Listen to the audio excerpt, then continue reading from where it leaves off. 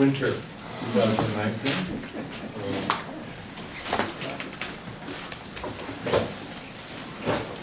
So this is class number 3, 4, and they're intended to make you a little brighter, so that I don't know which side is my good side. oh, it's trying to get both sides. It's also, I know when you walk over in the cold, you got running nose problems. But, so you'll have to excuse me if that becomes a problem. So welcome, I'm Gary Goldsand. I'm a clinical ethicist.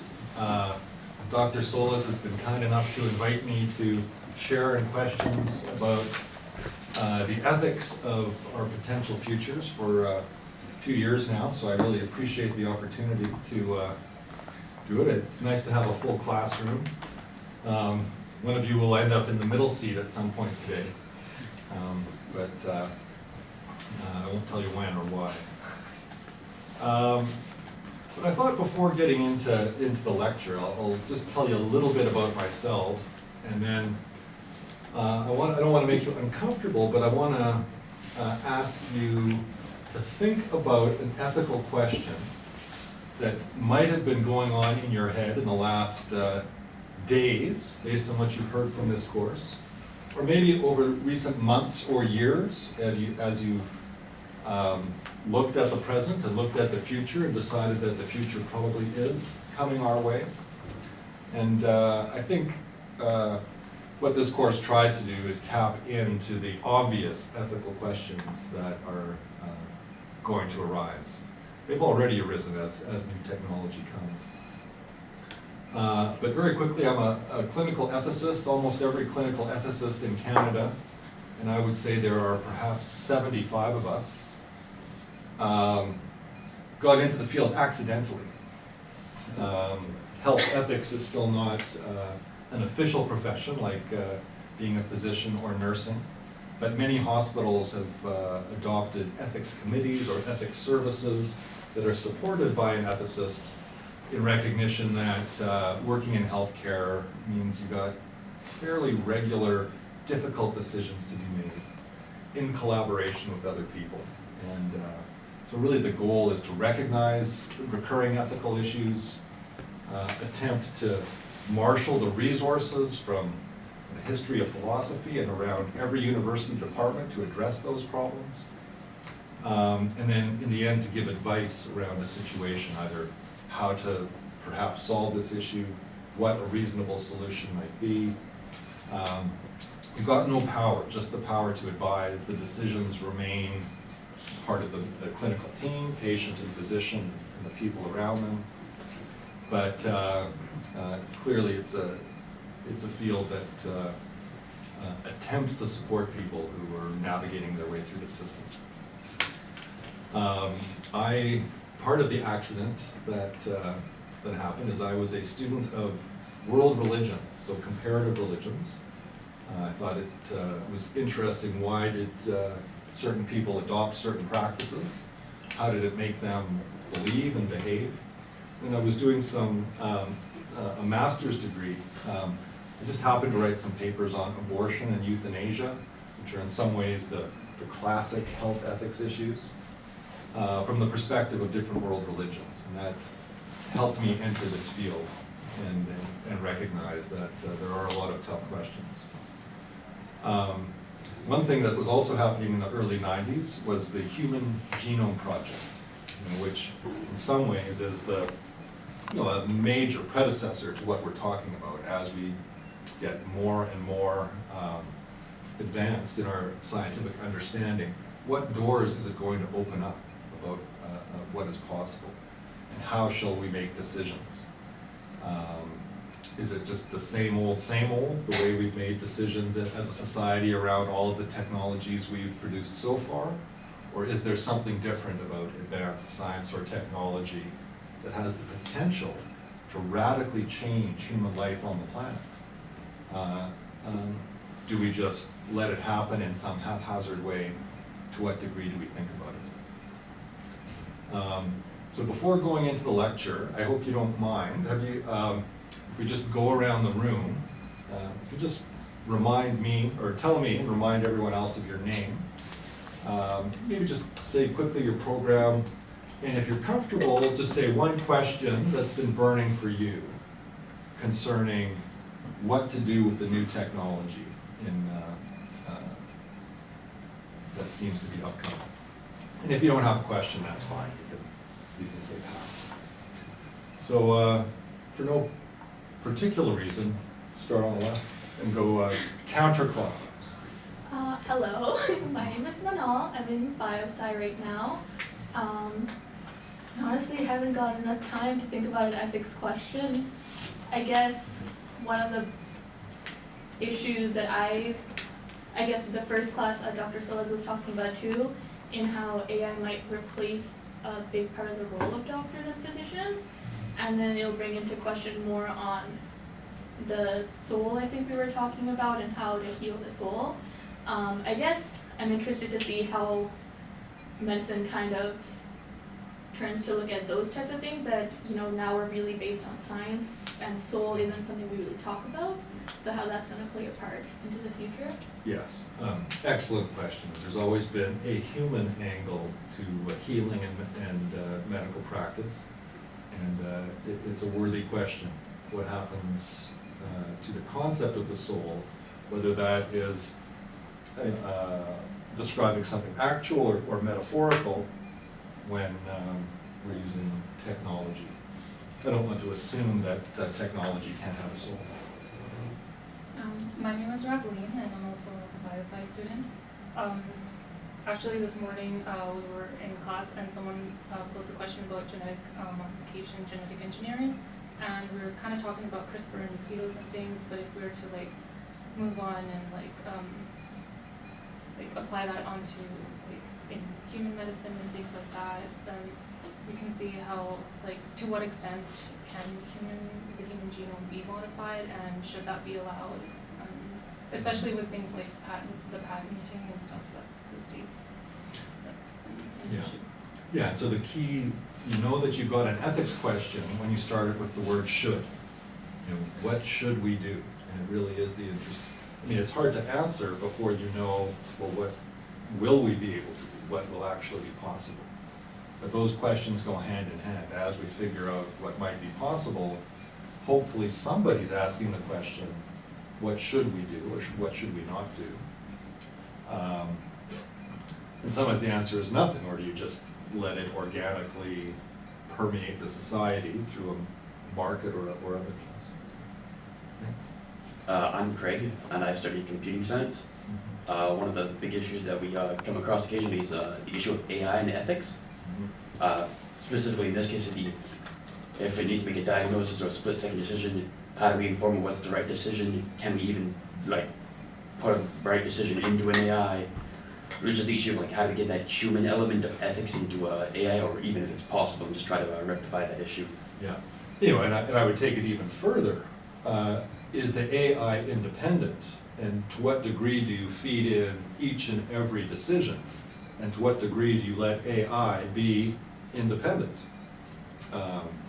But you're right, these are some of the practical ethical problems, especially when we talk about, I hear there might be self-driving cars one day. Oh, yeah, that's a big one. And in philosophy, there's almost every introductory philosophy class talks about a problem called the trolley problem. Should you see a train going, it's going to kill a bunch of people, you have the power to divert it where it will kill one specific person as opposed to these 5 random people, should you do that? And so in some ways it's a version of that. How do you program a car if it is going to have to crash into something because of something unexpected? To decide to turn left, right, go straight. Tough questions. Right, well, my name is Henry. I am a third year in computer science. I don't have a burning question, but I was pondering, as machines get more and more advanced and potentially replace human jobs, what should we do with all those people that do get their jobs replaced? Of course, machines do a certain amount of work, but then those other people aren't going to do anything at all. Could be some sort of retraining, but that would lead to some sort of cultural revolution, pandemic, like what happened Really, in China. yeah, I think really interesting, practical question. I know when I watch, whatever vision I have of these so-called 0.1%, people who have, say, millions in the bank and don't actually have to work, unbelievable how many of them do. So my first thought is that people want to do something, and they want to do something worthwhile, not just a life of leisure. A life of leisure has a chance of leaving people wanting in other areas. So, very good question. How will our economy adapt if indeed a whole bunch of the labor gets done by others? Good question. Okay, my name is Abrard. I'm in my second year of the physiology program.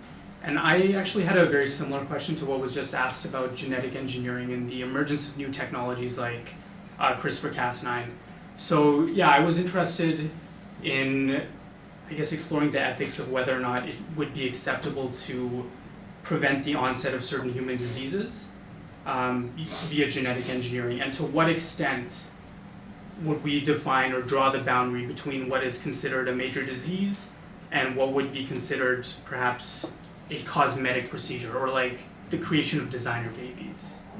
So kind of just zooming into the specifics and like drawing boundary lines between what is and what isn't ethically acceptable.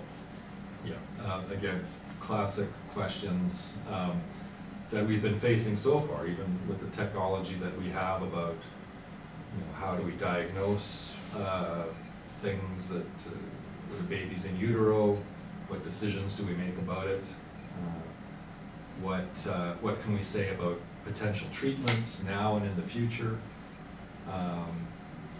and I think the real question is how much should we worry about unknown risks as we embark on this? That, it's nice to think that none of the major catastrophic risks will happen, but there's this sense that when you're dabbling in microscopic things fundamental to life that we don't quite understand, there is potential for major disaster. Hopefully we'll find out without major disaster. My name's Anissa, and I'm in my third year in the biochemistry program. I guess my question's like similar to his. I know that like a while ago there was a scientist that was in trouble like ethically for using CRISPR-Cas9 to test in like babies and stuff. I guess my question is just like, if there's like so much research on trying to use CRISPR to like cure diseases and stuff, like when will it be okay to actually use it in humans, and like why is it okay in like other species right now? Yeah, so again, excellent questions. How far do you go in the name of responsible science? And there's lots of stuff that we would like to know. The whole world of the ethics of research, try to combine important values like protecting people, protecting the population from things that might be dangerous, but at the same time not impeding the development of incredible technologies that might cure disease and whatnot. I think finding the balance is the key. The thing about CRISPR and the possibility of bringing some of these technologies to an area where the average bench scientist can engage in them, is to remember that there will always be all types of humans, those that follow the rules and those that don't. Which is part of why we have to assess risks and figure out, do we really have to control this stuff, or are we going to be safe? I mean, part of the news last month was somebody who had used that technology to alter the genes of babies that are born already, said that was attempting to prevent them from susceptibility to the HIV virus. So again, I don't understand the science, but there's a good reason we don't just let any scientist with an idea go ahead and test it, because it's a good idea to have somebody else assess whether the risks are of sufficient concern or not. But we can rely on this being the real world, and because it's the real world, some people will go ahead and do what they want regardless of the rules. And that's probably something we need to consider as we attempt to make the rules. There will be people pushing the limits. You know, we certainly can agree that we don't want mad scientists to create something that's going to cause major catastrophes. Hi, I'm Amir. I'm a first-year economics student, and I guess it's pretty similar to Henry's question, but more so like specific to medicine. Because I know we were covering in class, it was like, what was it, that one day we're going to reach a certain point where it's going to be less focused on disease and things like that, and more focused on human enhancement and things like that. It's not really a question, but just like kind of boggles my mind that like wow, it's going to be a thing. Well, it already is a thing, in that almost by definition, whenever we're trying to treat human disease, meaning to recognize and understand a deficit, and then to rectify it, by supplying something that's lacking, the natural question will always be there, and if we give this to somebody who doesn't have the deficit, is it going to enhance? So when you just think of the whole world of mental illness and using various drugs to treat mental illness, pretty hard to distinguish between what is the illness bringing people back to normal function, and what is normal function taking people to something that's happier than normal. And so in a way that applies to all technologies. I fix your weak leg or your weak arm. The question is, well, could we use that same idea to make everybody stronger? So real questions, not only for the future, but I can imagine that a lot of people, if they can go to the clinic and get an enhancement, will be interested. Good job. You guys want to participate, or? Sure. Okay. So I'm Ishita. I'm one of the TAs for this course. Graduated with my BSc just last year in bioscience. I think something that I've been thinking about recently is with the rise of these millionaires or billionaires who are trying to do more and more things. Okay, I'm specifically thinking about Elon Musk. I don't know about other millionaires who are specifically doing things to advance humanity. But a question that he gets in every interview is, there's always someone that's like, why are you investing millions of dollars into space exploration or all these other things he's doing, Tesla, instead of, focusing on ending poverty in the world or world hunger? And I think that's an interesting ethical question, because I think we do need to have a drive to kind of expand our science beyond what we have right now. But I also understand the side of people saying, if you have this much money, let's try to help people who are here instead of trying to help the future that doesn't even exist yet. Yeah, that question applies in so many other ways. I think Elon Musk has an answer to that, which is, just in case there is total disaster, you would like to see a human colony elsewhere, so that the destruction of the Earth doesn't necessarily mean the extinction of humanity. I think he's said such things. I don't know, probably got a point. Although I still am having trouble seeing how anybody could live for an extended period on the moon or Mars. But you guys will figure that out. I'll be watching from my nursing home bed, assuming I haven't gotten the enhancements. Hi, I'm Dr. Nirajan. I'm doing a renal pathology fellowship with Dr. Solis, but right now I don't have any particular question regarding ethical issues of AI. So you're just thinking in general about effects of AI, yeah? Obviously lots of questions, and including, I think, what is the essence of independent humanity? Sometimes, I think the implication when we say AI as opposed to a programmed computer, is this measure of independence. You know, and I think, as we'll discuss a lot in the course, as that gets more and more sophisticated, especially with processing units or what that are as complex as the human brain, can we fathom that these might be independent entities worthy of respect and rights, which is a real possibility. My name is Chris. I'm fourth year in my finance, Bachelor of Commerce. I guess a question kind of relating to the independence is, at what stage do we hold AI accountable as opposed to kind of the developer? So I guess in terms of kind of more health oriented, if they misdiagnose a patient, would it be the developer that's held accountable of the algorithm, or would it be the AI itself? Yeah, and in America, you'll have to figure out whom to sue. Yeah. So I don't know if the AIs are going to have bank accounts or not. We'll wait and see. Hi, I'm Julie. I'm actually also in my fourth year in the business program here like Chris. And this question, it's on a little bit of a different topic, but the general ethical question that I sometimes wonder is why people on Earth today don't care more about the environment for future generations, and how there's very much a focus on the present, but there's not much of an incentive for people to have that forward-looking technology.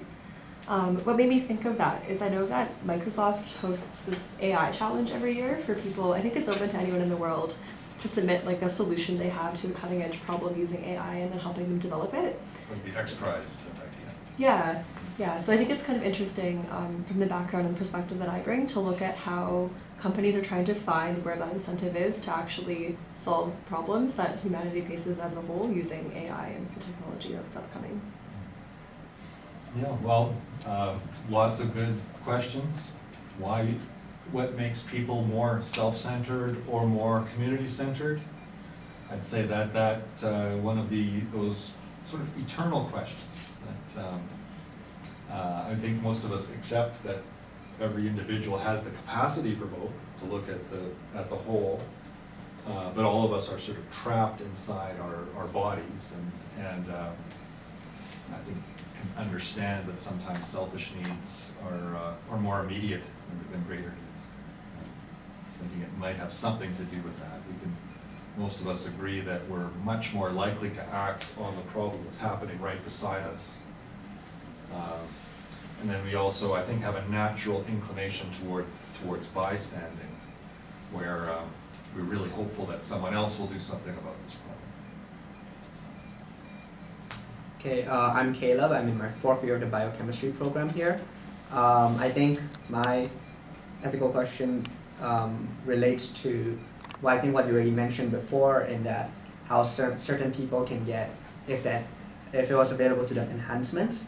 But I was thinking more along the lines of, as technology is being created and made, well, those who with the most amount of influence, the top 1%, as you say, or the 0.1% would have access to this technology first. So where does that leave the rest of those who cannot have access to it? Mm-hmm. Will that create like a big divide that will never be gulfed, or yeah? Yes, and very much relates to the sort of eternal question about how do we maximize justice, how do we maximize the good.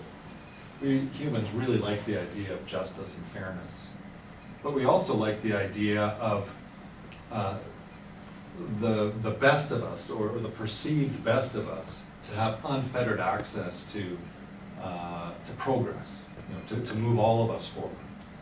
So I think getting the balance right is going to be a challenge. Hi, my name's Simon. I'm in my third year of cell biology, and I know many of you guys talked about CRISPR. And I think like AI will help us determine like which genes do what, but like should we ever touch germline cells as compared to somatic cells, because it's incredibly hard to predict what would happen downstream if we like alter the germline, and like do we have the right to alter the germline, because it's like other people that aren't here yet. Yeah, I mean, how to answer that question of whether we collectively as humans have the right, rights bestowed by whom, are these sort of divine rights, or I mean, most of the time, rights have to be granted by some sort of body, you know, usually real, not hypothetical. So it's a tough question. But I think it's, CRISPR reasonably comes up because it's, you know, the most popular example of a technology that seems to be making some of these advancements more widely accessible.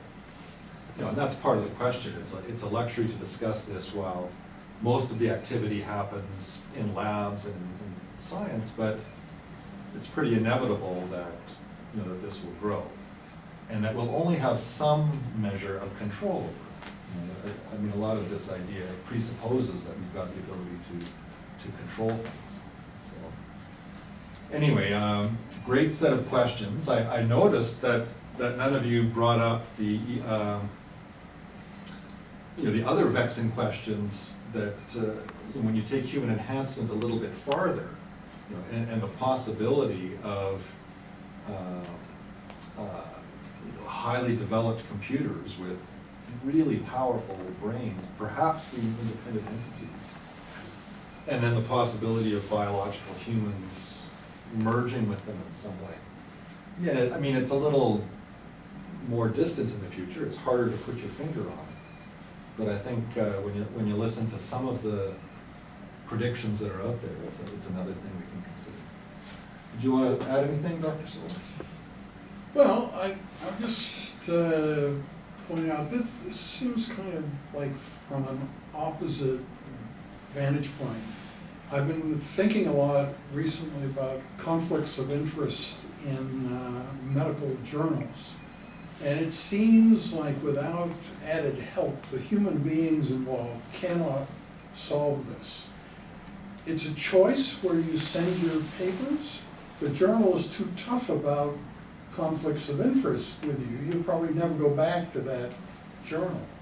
So it's a role that AI can play. You can have an app or, you know, machine that does the, you know, interrogation, says you've passed or you haven't passed or whatever, so that when people get mad, they don't get mad at the editor, they get mad at this stupid machine, you know.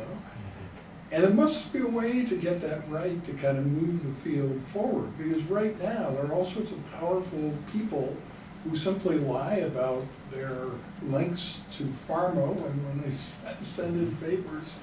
And you know, there's been enough of that it's hard to see how you could just say, okay, well, now we're going to ask all the human beings to behave differently from how they've ever behaved before. And I don't think that's possible. So it's exciting to think this is not something in the future. This is something, if you could figure out, you know, the algorithm right now today, you could maybe fix things. People would have this independent machine entity that they have to deal with about their, you know, board seat and financial holdings and stocks and all this kind of thing, and whether this represents a significant conflict that should be reported along with the journal article.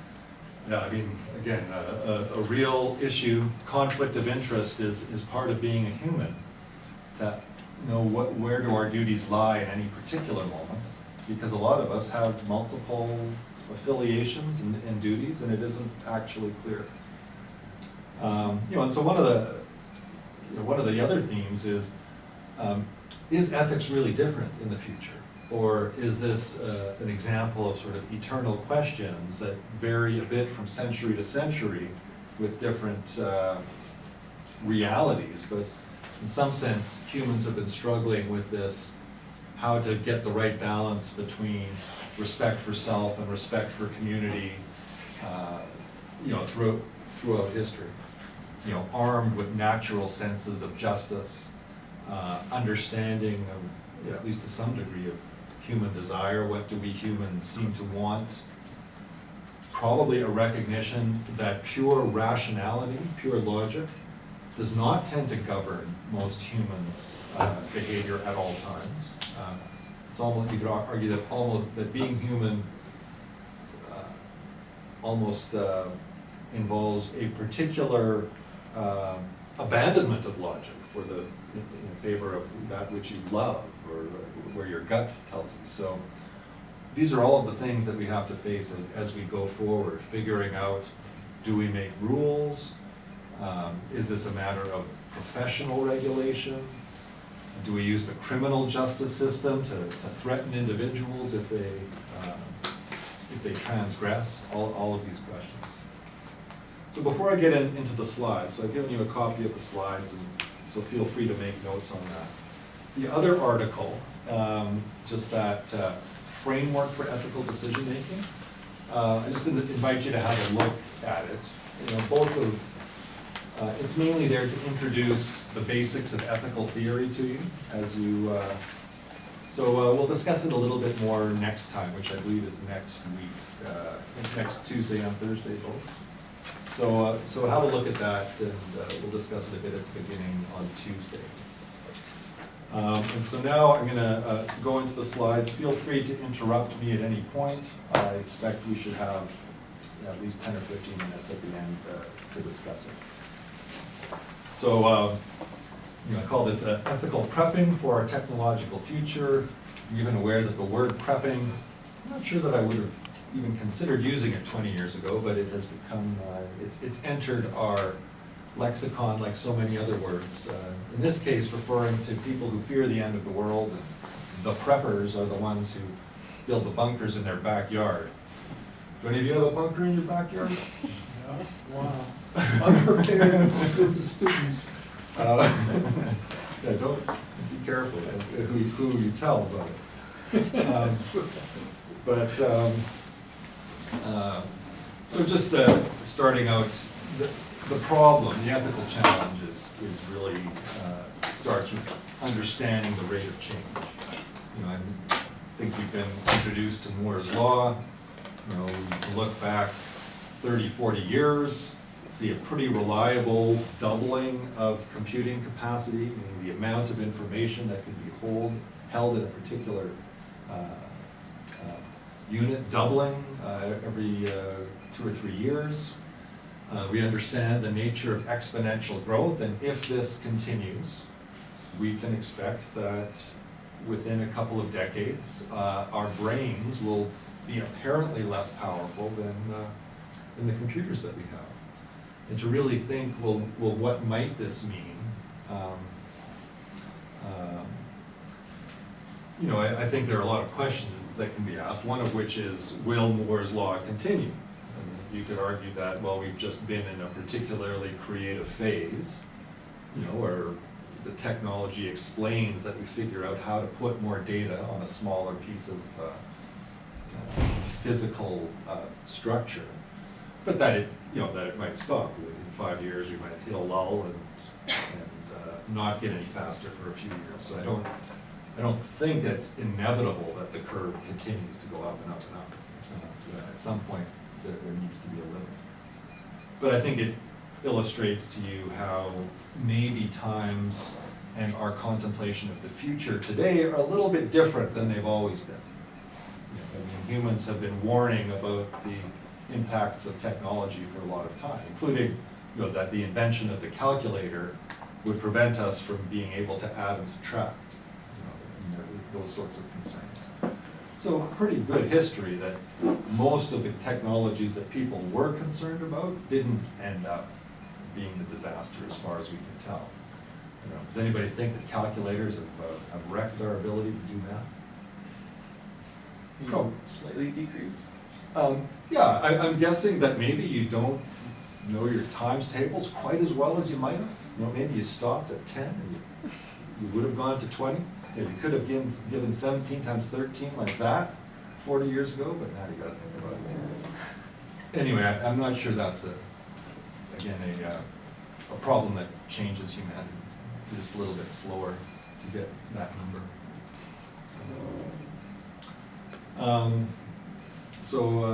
These slides are from others. I suspect you've seen them already. But just an interesting truth when you look at the shape of this curve.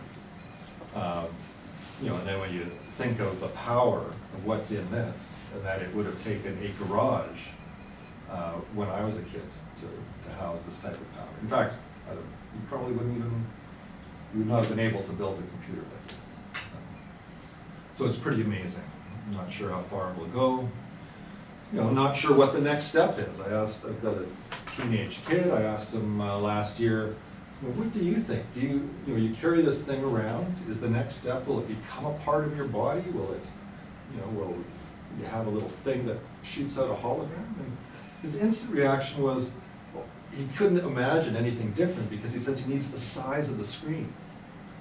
That you can't imagine how you get it, the information any other way. So whether that's something that's projected onto our glasses, directly into our brain, I don't think that glasses thing has taken off yet, has it? Anybody ever seen one or tried one?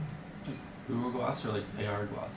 Well, I'm thinking, the idea of glasses that convey information, you're sort of like Arnold in the Terminator, you look at anybody, you get data. But it becomes a problem. Like if you're looking here, and then you want to quickly use your eyes to perceive the data, you're looking away. I'm not sure how it will work. Does it feed directly into your brain without needing physical senses? And again, how might any of that work? Because I don't think that humans actually can do two things at once. I mean, multitasking is in fact serial. You do this and you do that and you do this and you do that. But if you really try to read a paragraph and listen to a lecture at the same time, you realize you can only do one. So does the human brain have the potential to surpass that? To actually do two things at once? Again, it's hard to tell. So again, most of this is designed to sort of be background for you to frame the ethical issues that will come up. Other speakers in the course will tell you about the technological changes that we're on the cusp of, but this is hopefully giving you a language to think about. So clinical ethics, the field I come from, we're not, just a little bit more about it, we're not oversight, we're not a so-called ethics commissioner that would look into the proper behavior of anyone. Health ethics as a profession is intended to support others, recognizing that ethical questions, whether you're talking about medical practitioners, doctors, nurses, whether you're talking about scientific researchers, and how do you define what's reasonable and what's risky, the whole world of health ethics is there to support such people in thinking about inherently difficult questions. So described as a new emerging health profession that seeks to understand, support, mediate, resolve, provide advice, but not make decisions. Not make binding decisions. That would be a different mechanism. So the challenge, as you guys have illustrated so nicely, is the imminent arrival of technologies that are potentially radically transformative. And what should we do to optimize the chances that these changes will be for the better? How can we begin to answer such a question? And that's, so in some ways we're talking about the methods of ethical thinking. How do we even begin to address these questions which we see clearly are coming? So these, I'm not going to spend time on this, but an ethics talk like this is intended to do all of these things, and I'll call your attention to the idea of judgment. Each of you is an experienced human being. You've made thousands of decisions in your life which represented judgment. Should I do this or should I do that? You may not have paid attention to it, but it means that you are already guided by a set of values and norms, and as all of us are. We absorb this stuff as we socialize growing up.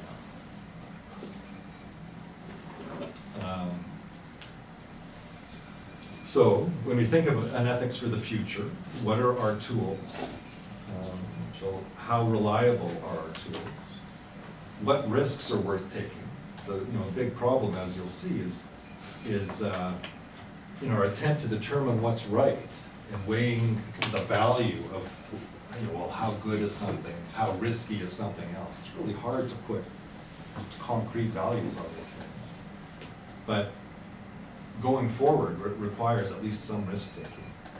And then I think this last one, how best to evaluate unknown risks, is maybe in some ways the crux of this, that a lot of these advanced technologies, especially when we imagine them 5, 10, 50 years from now, with the power potentially to manipulate genes, to manipulate the atom in ways that we haven't been able to yet. How do you evaluate unknown risks? I'm sure that none of you see it as impossible that somebody in a lab could come across something that is, the next pandemic. You worry about viruses and things that cause illness that are stored in labs, and the possibility of somebody deliberately or accidentally unleashing such things. I know as part of the climate change warning, they warn us about all of the things that might have been frozen in the ice for the last 100,000 years. And that just a little more thawing and a new virus or bacteria will be released, which nobody has any immunity for. So again, the presence of these hypothetical risks, if taken too far, would mean we wouldn't do anything. That's really what we're getting at in ethics of the future. And so this bottom one, is the precautionary principle key?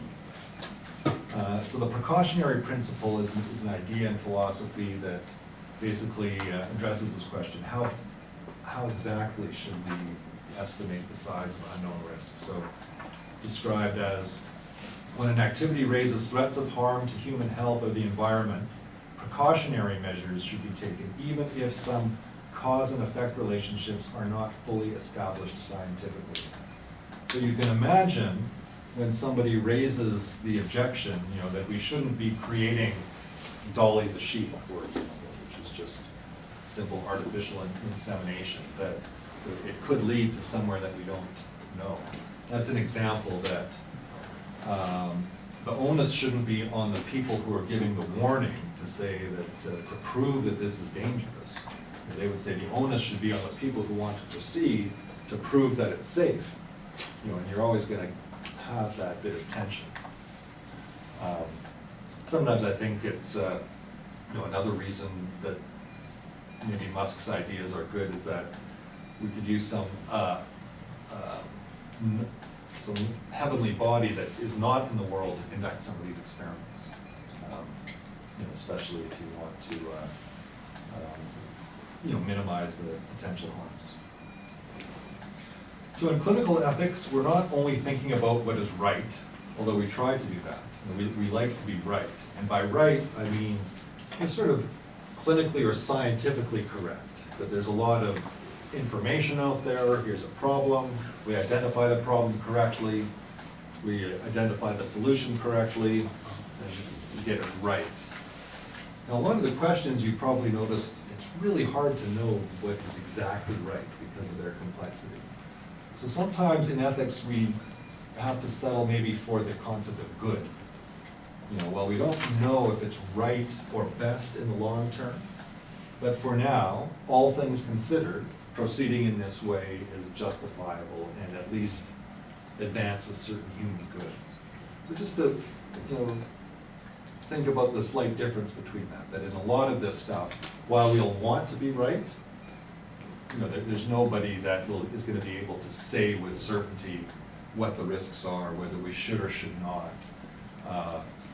How for something like CRISPR, is it maintained as something that only trained scientists can do, or in 10 years from now is there the CRISPR kit for kids that go home and plug this into your computer and manipulate genes, because we've decided it's safe, and having 1 billion kids do this is likely one of them's going to stumble onto something useful.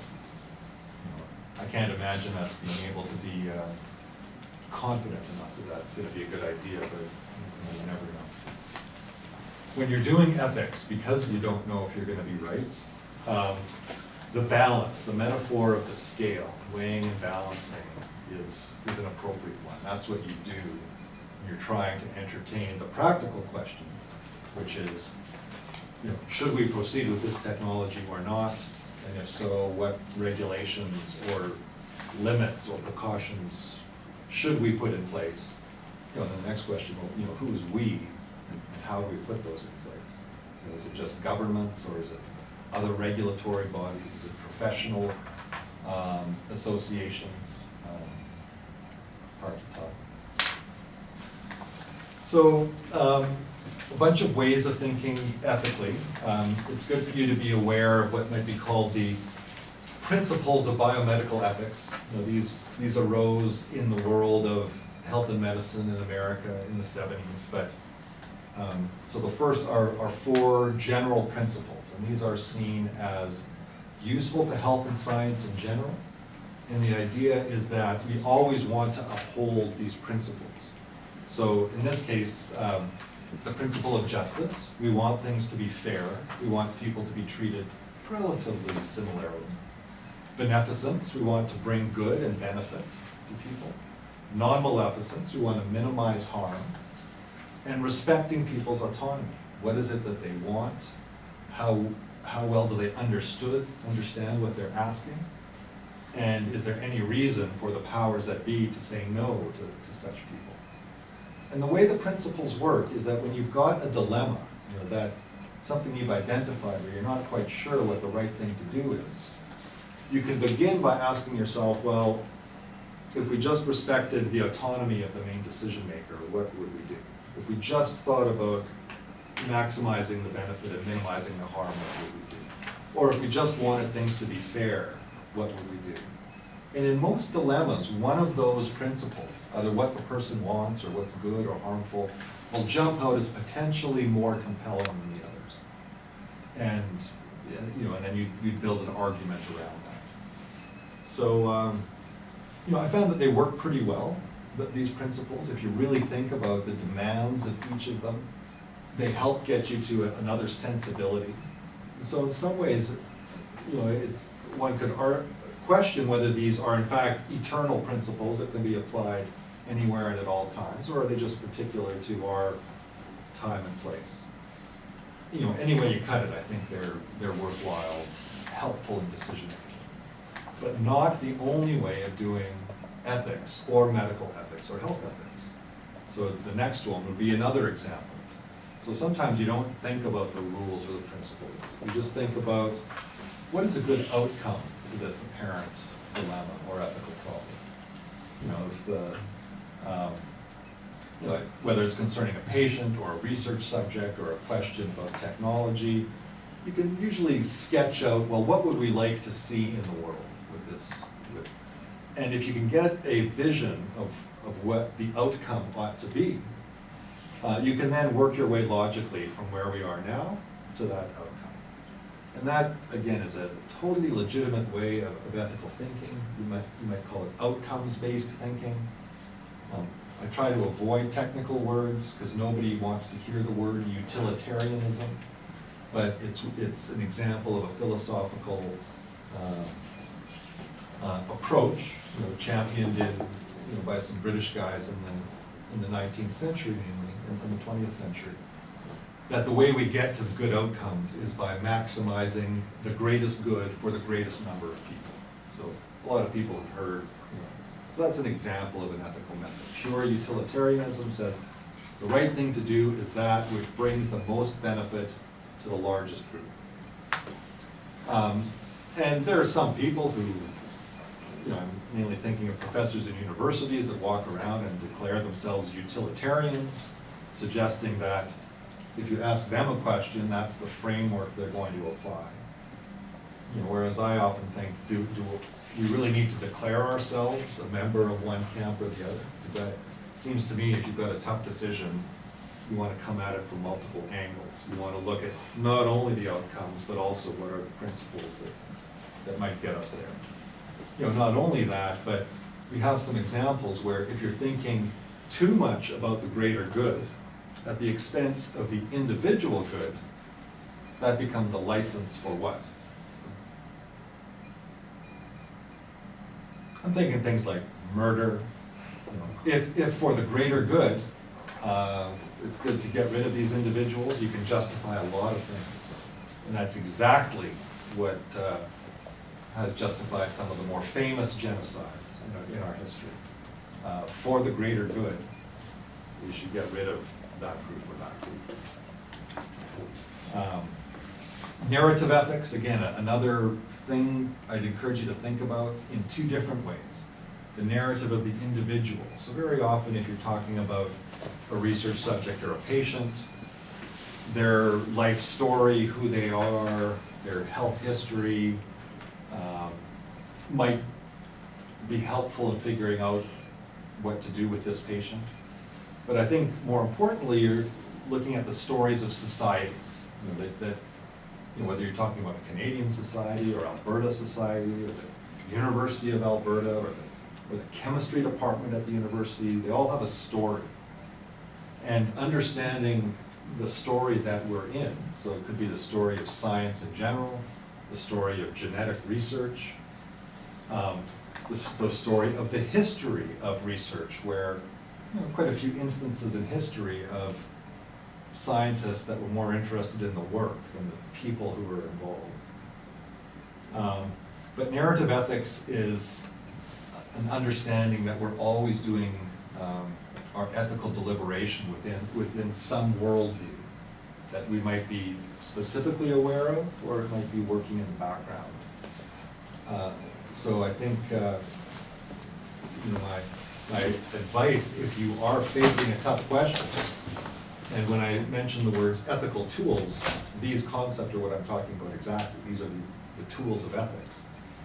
I think you really want to do all of these things in order to get yourself to a place where you think that you have considered the issue properly to at least be comfortable going forward with reasons.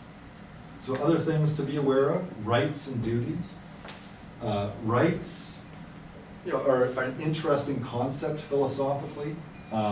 Certainly in innovation in 20th century talk and philosophy is more talk about the so-called rights of each and every person, whether you're talking about international human rights or patient rights or the rights of research subjects. You can also talk about the rights of physicians and scientists to do what they want. So rights are great in that they, especially if you're talking about human rights, this sort of declaration that every human in the world has these fundamental things they deserve, and that we sort of declare that. And although we're certainly a long ways from actualizing it, the concept is certainly an innovation. But at the same time, I would say in some ways the right, declaring a right is just a minimal standard. So I'm not sure that rights language helps in ethical problem solving. Like it's nice to be aware of who has the right to do what, but if you and I need to solve a problem, it's probably better to start our discussion elsewhere than, well, you have the right to this and I have the right to that. Because in some ways they're just fighting words. So I don't want to discount them, but I'm not sure that it's the best way to solve problems. Sometimes the logically related discussion are duties, because in some ways when you think about a right out there in the world, is somebody else has a duty to satisfy that right. So when you think of human duties as human beings, duties as family members, duties as professionals, sometimes that is the question to ask. What is my duty as a health researcher in this department? Or what is my duty as a nurse working? So sometimes these can help answer the questions. And so I'd like you to think of this slide as a quick summary of the tools of ethics.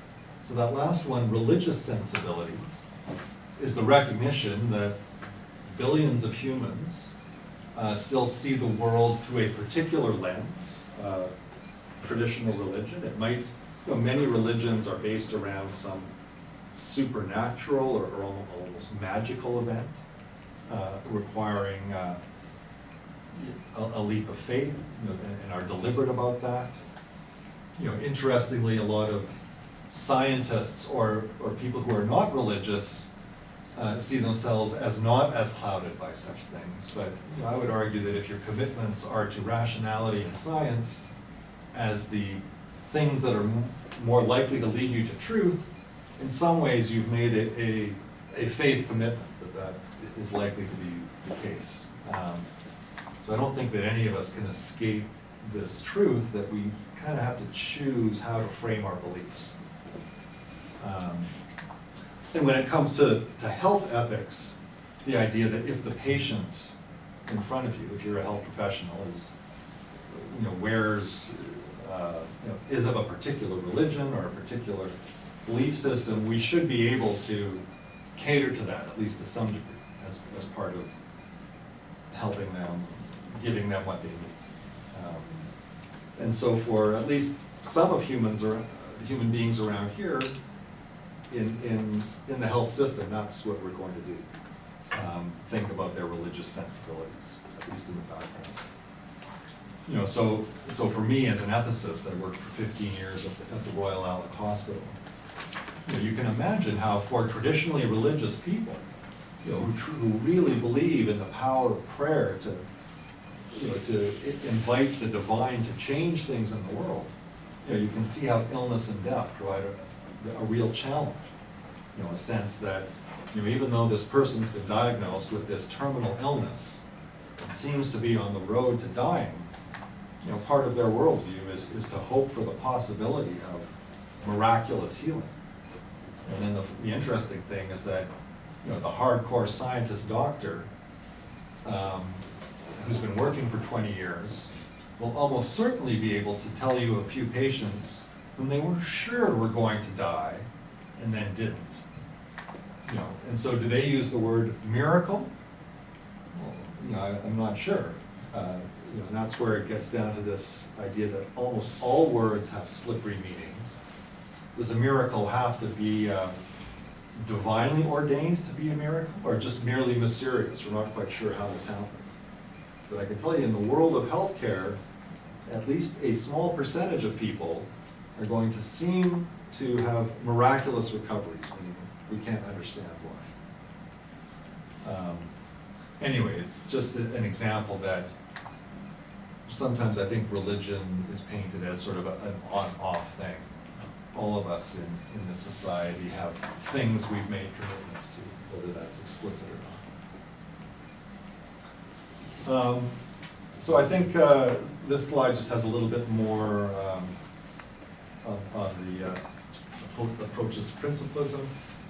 The principle of respect for persons looks at people's autonomy and dignity. They're both important concepts, not necessarily the same. We want patients in particular, to have dignity, but we also want to give them what they want. So I think, like I described earlier, this slide sort of tells how the principles work.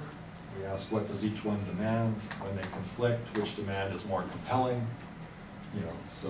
What the patient wants, their autonomous wish, they've really thought about it, they're well informed.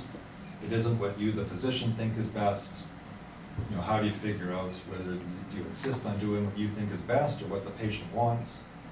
And it's going to depend on how badly they want it, how strong is your opinion about the right course of action, is what they're requesting, at least within the realm of possibility.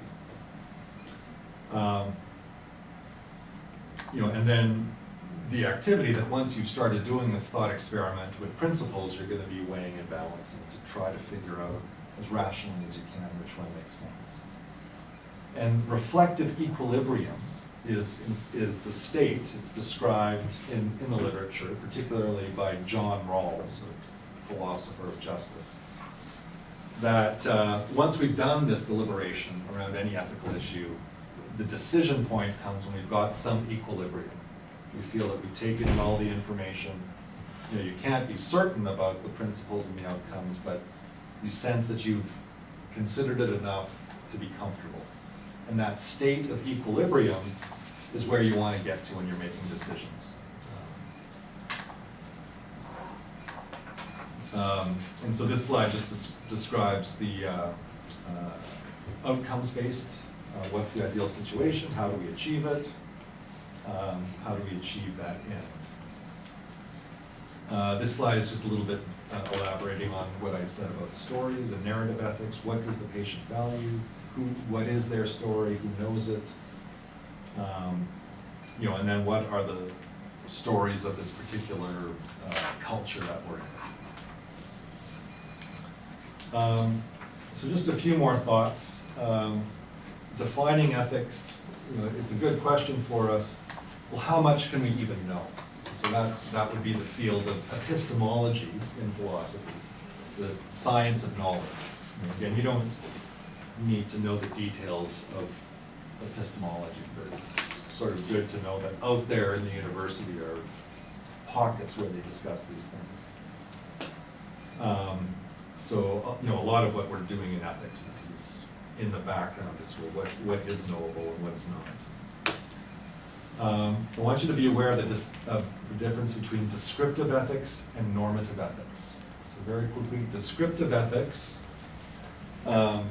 is part of what we need to do on the road to the normative. So normative ethics, very quickly, is the should or the ought question. So normative is a technical word in philosophy. It's sometimes misused and interchanged with the word normal. It actually doesn't mean normal. Normative means according to certain norms. So in the history of philosophy, that means what should we do or what ought we to do is the normative question. And it's really where we want to get with a lot of this ethical deliberation. But before we start entertaining the what should we do, we need to do the descriptive ethics. What do we do now? How do we make decisions? Or how have we tended to make decisions in these areas? Because if you want to get to the question of what should we do, it's pretty important to have a concept of what's going on. What are the power structures that determine how these decisions get made? You know, so both really are important. So when we're describing the world, we're doing descriptive ethics. When we're going from those descriptions or understandings to the question of what should we do, that's the normative question. And then this final line is, you know, in some ways an example of the basic questions of ethics. What should I do? You know, either right now in this moment, today, in my life, in general. But it isn't only what should I do, it's also who should I be? You know, which is a slightly different question. Both of them central to ethics. And when you get down to, well, what kind of life is advanced artificial intelligence? What kind of entities deserve our respect? What is the meaning of sentience? You know, sort of self-awareness and the ability to predict the future and understand the past and conceive that there's a future. What do all of these things mean? You know, I invite you to think about those things. I know that being a pet owner for the last 10 years has given me a lot of insight into sentience. You know, is my little dog actually thinking about things, thinking about the future, plotting, scheming? Is his attempt to get me to give him a little treat the only thing that drives him? Because it might be. You know, I mean, sometimes it feels like he's being nice to me and loves me, but I'm not sure that it isn't all about the next treat. You know, and then leading to a bunch of other questions like, do I give him too many treats? You know, have I led him to believe that if he does this, he's going to get one, which is explaining why he does that every 10 minutes. Anyway, and then comparing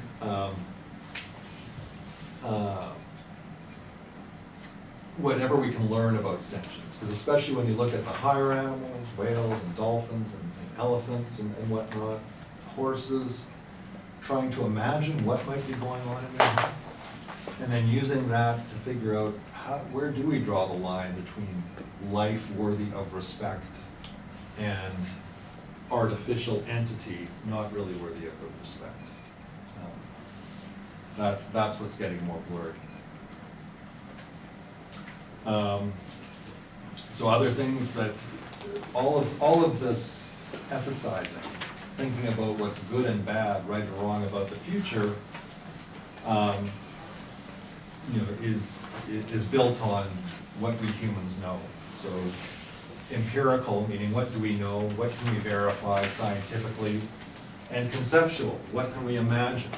And both of those things come into the world when we're looking at the ethics for the future.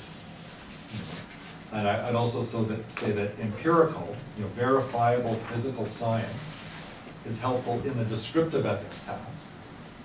And conceptual, what we can imagine, the world different than it is maybe more closely aligned with normative ethics, figuring out what is right or better. Just other things, the contemplation of infinite complexity. I don't know about you guys, but whenever I hear about advances in science, we learned that matter is made up of molecules. We learned that molecules seem to be made up of atoms. Right now we seem to think that there are building blocks of atoms that we might learn something about. To me, it's a pretty logical question as to whether the building blocks of the atoms are themselves made up of smaller things. And based on where you take that question, the idea of whether Moore's law and this idea of doubling computing power and using our brain as an analogy is a fair one. Or is there potentially a whole bunch of stuff happening in our brains at the subatomic level that's relevant but that we can't see or perceive? To me, it seems that it would be mistaken to think that we have gotten to the bottom of the infinitely small. And so we humans contemplating infinity, both the infinitely small and the infinitely large, are left with, pretty fundamental mystery. We certainly don't know now and wonder whether we could ever possibly know what's smaller than the quark. And then the limitations of language. I want you to be aware, sometimes we perceive language as being black and white, that you say a word and people know exactly what it means. But in fact, that's almost never the case. Language is by definition a metaphorical system. And I find it interesting when people argue about what words really mean. I know in the news and some political sphere a couple months ago, they were arguing about, is there a difference between patriotism and nationalism? As if each one of those has a single meaning that everybody perceives. It's pretty obvious that somebody hears the word nationalism, pride in my nation, my country. Are you talking about your nation state or some other nation? And patriotism, the idea that you're a patriot. To me, it's clear that depending on one's experience, you're going to internalize the meanings of those words differently. And so I think as you're embarking on these ethical questions, to recognize that our language limits us. Are we even talking about the same things when we say genetic engineering or whatnot? So sorry to complicate things, but it's, it hopefully points towards, in order to get to the good answers for these things, we need to look at wisdom from all sources. And that's where the university is just an unbelievable place. Every department exploring the world through a different lens, a different set of assumptions. You can start with philosophy in a philosophy department, which itself might have many ways of looking at what should we do with the future. But also theology and religion. So in a university, theology studies would be studying God and religion and scripture from the perspective of a particular religion. Religious studies would be studying them from a so-called neutral perspective where you're not necessarily committed. History, politics, and economics. When you think about these questions, you can see how it's crucial to look at, well, history, how have new technologies been introduced? Politics, depending on the powers that be and, you know, who's the government and what are their interests, you can see how things might be differently, rules and outcomes can be perceived. If you look at the current squabble between China and Canada, you know, you can maybe see a bit of a different political system at work with its own assumptions. Economics, you know, as you're thinking about this new technology, you know, as some of you indicated, is it like so much else just going to be subjected to the market? You know, who wants to buy what, who can produce what, and, you know, woe to anybody who gets in the way between the honest transaction between supplier and demander. You know, there's a lot of people that are very fond of that economic system, and it certainly has proved itself to be effective in many ways. But when you're talking about really powerful technologies, it's worth asking whether just straight economics as usual is the way to regulate. Social sciences, you know, psychology, sociology, anthropology, the study of human beings. What do we know about how they behave, how they relate to each other, what goes on in somebody's mind? All of these contribute to your understanding of, you know, what should we do, all things considered.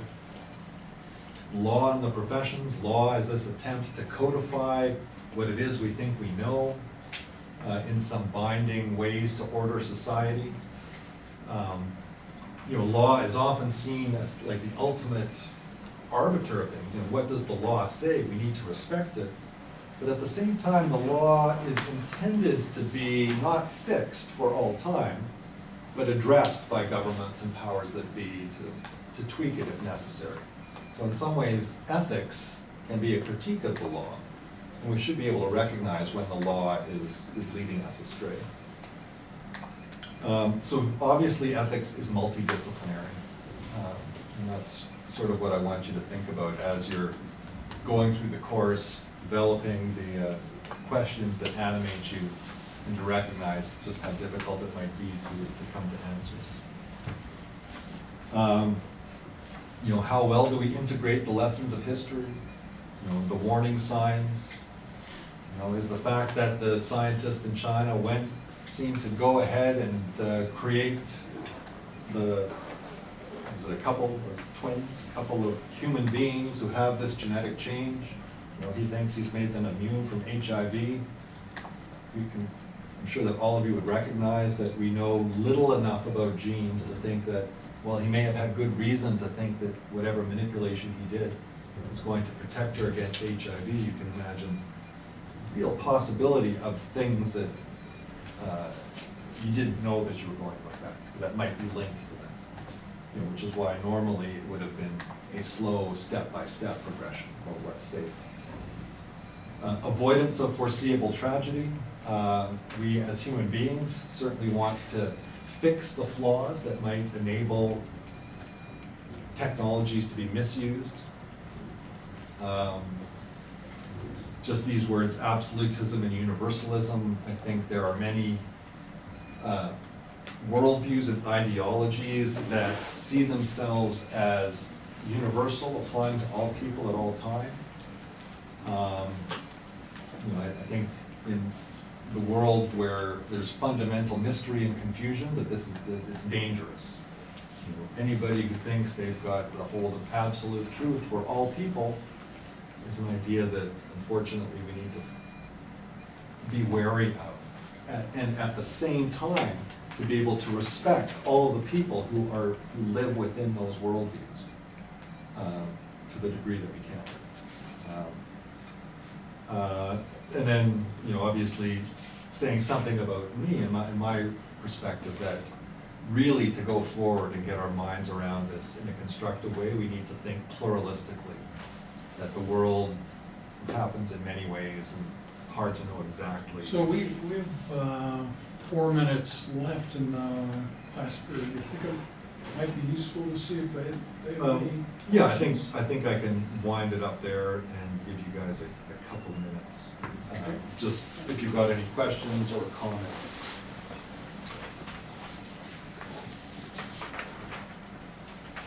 Any questions, comments, reflections?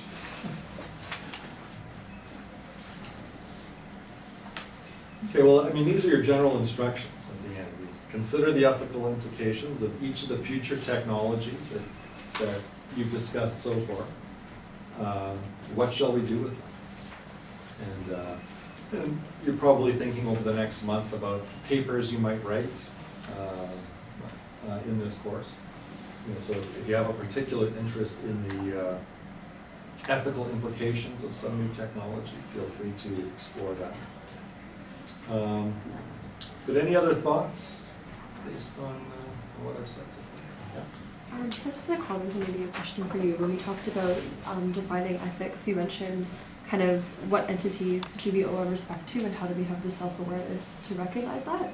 So on the self-awareness point, could you maybe just expand what you meant by that and how you think that will be applied in the future? I look at self-awareness as a, you know, each of us looks in the mirror and sees the person that we are. I'd say one of the sensibilities of the current age is that there's so much mystery out there that you can conclude that it's kind of sensible to ask yourself, how do you know what you think you know? You know, to what degree does your background, family, commitments, you know, aesthetic preferences possibly influence what you think is good or bad, right or wrong? And that you walk into any question with the possibility that your perception is one of many. And so in some ways I would tie it to the warning against being too universal, too absolute, you know, thinking that in order to move forward in a healthy way, there has to be just this bit of humility. And so that's what I mean about self-awareness. There are some people that go through the world that you know, are committed to rights or wrong without that self-awareness. They think it's right, they think the world is black and white. So in some ways, maybe the job of the ethicist in the ethics class is to convince you that as much as we would like it to be, the world ain't black and white. It's actually different shades of gray. And what we're doing in all of these questions, health ethics, scientific ethics, what to do with the technology for the future, is trying to work with these shades of gray. There isn't going to be any black and white. Black and white makes us comfortable, right or wrong. You know, you could even look at today's politics and see how it seems to be polarized. People are on one team or the other. But that's an example of, you know, black-white thinking. And so in some ways, I think, you know, the thrust of what I'm going to try to get you guys to consider about is the reality of the gray and what should we do about that. Sometimes miraculous new discoveries that just seem wonderful also open up tremendous ethical challenges. Like in the last year, it's been realized that our criteria for brain death and irreversible brain injury, there are many exceptions to this. So, you know, you can think of all the thousands of families where we've looked them in the eye and told them that your loved one isn't coming back. You know, it's happened. The brain is irreversibly damaged. Now, there have been multiple examples of very few. It doesn't happen often, but you know, remarkable recovery. Not only coming back to consciousness, but being about as functional as they previously were before. So that's exciting. On the other hand, it tremendously complicates medical decision making. And you can imagine a lot of things before that were criticized as futile care, where the family wants money spent on their brain dead loved one, all it takes is a few examples of those people coming back and functioning in the world and going back to their jobs and so on, you know, and you realize how costly it would be to make the assumption we should always hold out the hope for that. Well, I mean, I think what you realize, part of the problem was created by physicians who might have been overconfident in their promises.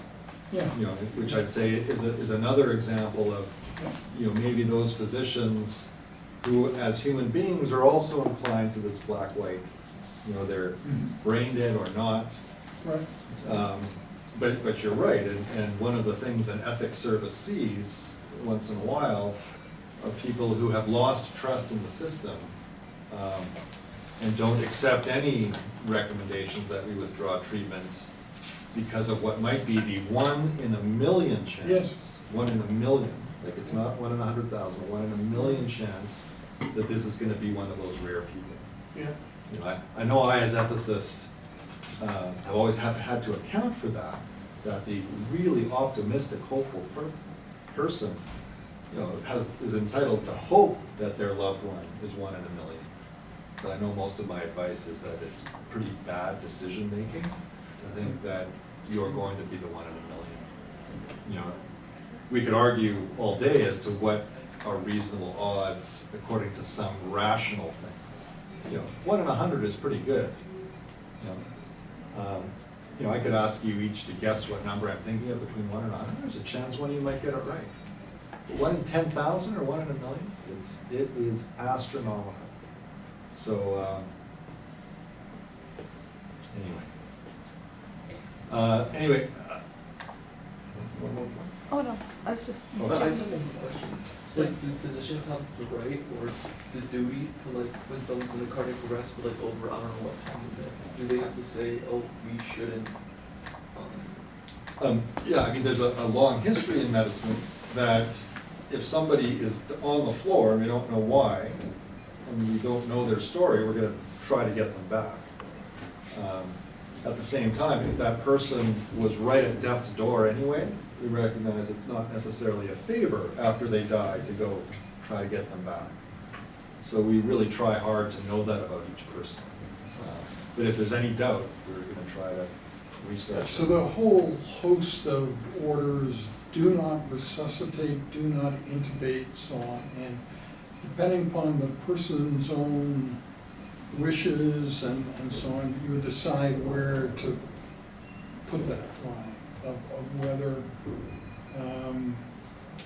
if their heart stops, how much effort, if any, should be, you know, devoted to bringing them back. And then how much technology you're willing to apply to that, you know, like tubes everywhere and that kind of thing. Yeah, pretty common in medicine that it's difficult for some people to accept that death is inevitable for this patient. And that, you know, also people very skewed ideas if they watch medical drama. Like if watching hospitals on TV is the main way you know about them, there's a good chance you think that resuscitating people works a lot. The truth is that it almost never works. And then to some people who might say, well, what do you have to lose? If the person is gonna die, why wouldn't you try to bring them back? And the answer has something to do with dignity and death. You know, would you rather sort of spend your last conscious minutes surrounded by people loving you, saying, reassuring you, or by a frenzy, people pounding on your chest, hurting you for what is ultimately ridiculous, if indeed you're diagnosed with terminal illness and you're now dying as expected. You know, so resuscitation is for people who are dying, who find themselves not breathing or their heart not beating unexpectedly. There was once in this course where we had basically two people lecturing, one's Bibiana Kujek, who's a cardiologist, and then Earl Waugh, who's an ethicist. And Bibiana described this trek up some mountain in Nepal, all these cardiologists and their Sherpa guides, and one of the Sherpa guides felt unwell, felt this was his time to die, and so he goes over, he's surrounded by friends, he describes exactly where he wants this to take place, his passage out of this world and that sort of thing. So the cardiologists wake up the next day, the guy's died, and said, but we've got all these practical skills, you know, we could have jumped on the guy. And so it was very interesting hearing this, that Earl Law felt that from the point of view of the person who died, that would have messed up their karma big time. We've just been talking about this belief in karma, goes back 7 generations and forward 7 generations. You think you're a sort of individual just on your own, but in fact, if you do something really bad, your children, or grandchildren, or great-great-grandchildren will have all sorts of trouble because of you and so on. And that whole system, 7 generations forward, 7 generations back, is fouled up, Earl felt, when somebody jumps in, when somebody who's chosen to die at a certain time feels it's his time and so on, and, you know, shocks them, gives them drugs, all this kind of thing. But who was right, you know? I mean, it isn't clear what was the proper action. It's just that those cardiologists, when they woke up the next morning and found this guy had died of heart failure in the night, were really frustrated. But the man himself, I think this was exactly the way he wanted to go. He was surrounded by the right people and so on, you know? I mean, there's a chance that what was killing him, that the cardiologist in fact had a pill for. Yeah. But I'm not sure that that pill was available to him now or in the future. Yeah. All right, well, we'll see you next Tuesday.